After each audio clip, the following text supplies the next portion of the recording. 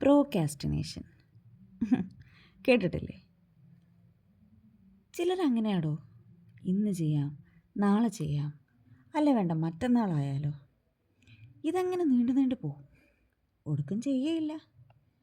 ഞാൻ അങ്ങനത്തെ ആളാട്ടോ, ആയിരുന്നു. ഇപ്പോൾ ഇങ്ങനെ കുറച്ച് വീഡിയോസ് ഇടാമെന്ന് ഞാൻ പ്ലാൻ ചെയ്തില്ലേ, തീരുമാനിച്ചില്ലേ.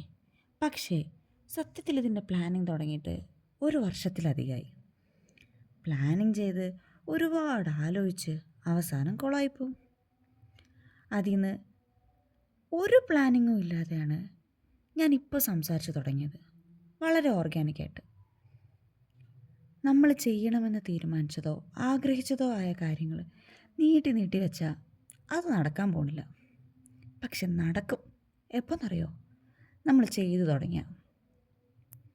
നമ്മളാരും പ്രോക്രാസ്റ്റിനേറ്റർ അല്ല, പക്ഷേ നമ്മുടെയൊക്കെ ഉള്ളിൽ ഒരു പ്രോക്രാസ്റ്റിനേറ്റിംഗ് ഹാബിറ്റ് ഉണ്ട്.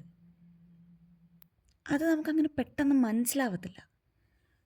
പക്ഷേ ആ ഒരു സ്വഭാവം നമുക്കുണ്ടെന്ന് മനസ്സിലായി കഴിയുമ്പോൾ നമുക്കത് മാറ്റാൻ പറ്റും.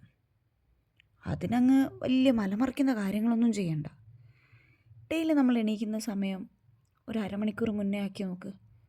ഭയങ്കര ബുദ്ധിമുട്ടാണ്. എനിക്കങ്ങനെയാണ്. അലാമൊക്കെ അടിച്ച് ഓഫാക്കി സ്നൂസ് ചെയ്ത് വലിയ പാടുപെട്ടാണ് എണീക്കുന്നത്. പക്ഷേ ലൈഫ് മാറൂടോ. Let's hope so.